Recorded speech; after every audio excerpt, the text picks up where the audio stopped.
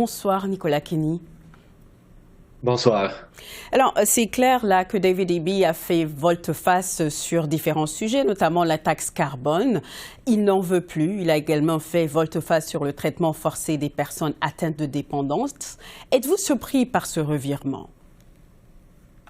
C'est des revirements qui sont, oui, assez surprenants parce que M. Eby, ce sont des positions qu'il a défendues bec et ongle depuis plusieurs mois. Ça fait presque 2 ans qu'il occupe le poste de Premier ministre. Et ça fait 2 ans qu'on entend parler de l'importance de la taxe sur le carbone pour combattre les changements climatiques. Ça fait donc 2 ans qu'on entend parler des politiques en matière de décriminalisation comme étant essentielles pour sauver des vies. Donc aujourd'hui, oui, on a l'impression, là, dans les jours et les semaines qui ont précédé la campagne, qu'il a peut-être senti que, peut-être des sondages internes, des gens autour de lui à qui parler, mais en tout cas, c'est des politiques qui semblaient le rendre vulnérable et il a comme voulu changer de cap avant le début des élections. Alors, la question maintenant qui se pose, c'est comment les électeurs vont réagir à ça. Est-ce que l'interprétation charitable, c'est que M. Eby est à l'écoute des électeurs, qu'il est prêt à modifier ses perspectives, à s'adapter en fonction de ce que souhaite l'électorat. L'interprétation moins charitable, c'est qu'il revire sa veste, qu'il est opportuniste, qu'il profite de la situation pour essayer de gagner des voix. On verra quelle interprétation va coller. Les 4 prochaines semaines seront vraiment intéressantes à ce niveau-là. Alors, justement, en parlant des 4 prochaines semaines, parlons du chef conservateur John Rustad. Est-ce que son glissement de plus en plus là, vers la droite est surprenant? Un peu. Pourquoi je dis un peu? C'est que les conservateurs, en fait, pour un peu remettre dans le contexte, les conservateurs, c'est un parti qui, depuis plusieurs décennies en Colombie-Britannique, est plutôt moribond. Et quand Monsieur Rustad s'est fait éjecter du parti BC United à l'époque, il est allé trouver un accueil chez les conservateurs et progressivement, il est allé chercher des électeurs de droite désabusés par le parti BC United, considéré comme trop centriste. Donc, il a fait ce virage à droite pour aller chercher un électorat qui ne se reconnaissait pas dans les principaux partis. Et c'est parti de rien, il est parti de vraiment rien. Et aujourd'hui, au début de la campagne, il est au coude à coude avec le NPD et M. Eby.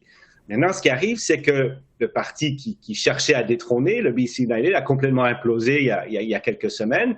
Et donc, on est dans cette dynamique très polarisée entre le NPD sous David Eby, quand même bien marqué à gauche, et les conservateurs très à droite.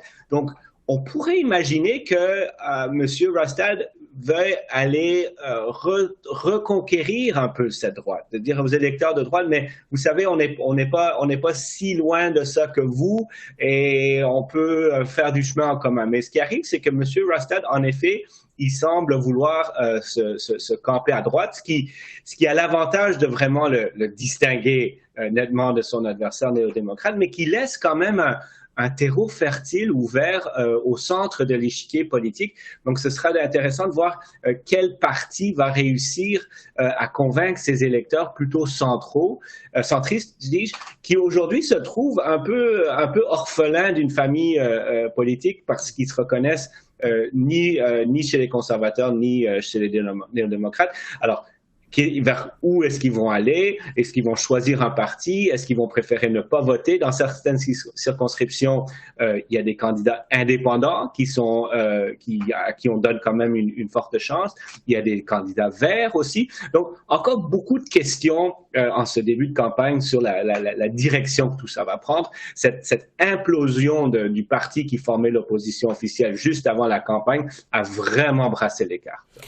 Et oui, ça a vraiment créé un séisme politique là en Colombie-Britannique. Et là, on voit que le Parti conservateur provincial a sensiblement les mêmes positions que le Parti fédéral et qu'il bénéficie du personnel du Parti national.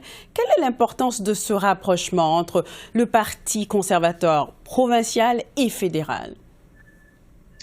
J'ai l'impression que ça joue pour beaucoup. Et M. Rastad, en mettant tous ses paniers, tous ses œufs dans le panier conservateur, on va dire. Je répète, les conservateurs, c'était pas du tout une force politique viable. C'est un parti qui existait sur papier, mais qui n'avait pas de présence depuis très longtemps sur la scène politique. Monsieur Rastad a bien choisi son moment parce que son glissement vers les conservateurs s'est fait au même moment où Pierre Poilievre devenait de plus en plus populaire. Donc, il a bénéficié de cet intérêt pour les politiques de droite dans l'électorat. Et je crois, au début, ses adversaires lui disaient vous savez, en fait, M. Rastad profite de la montée en popularité de Pierre Poilievre, mais quand viendra le temps de voter aux élections, les gens verront bien que c'est pas la même chose. C'est ce que disait le BC United à l'époque. Mais là, aujourd'hui, on sent que M. Rastad, il a quand même bien calculé son coût. Que la popularité des conservateurs à l'échelle fédérale le sert très bien au provincial, et c'est pour ça qu'il réplique beaucoup qu'il reproduit, on va dire, beaucoup des mêmes politiques. Et effectivement, là, maintenant que BC United n'est plus dans le jeu, ces bénévoles, toutes ces personnes qui contribuaient à la campagne BC United, et qui seraient affiliés aux conservateurs au niveau fédéral, ils ont fait le même chemin que lui.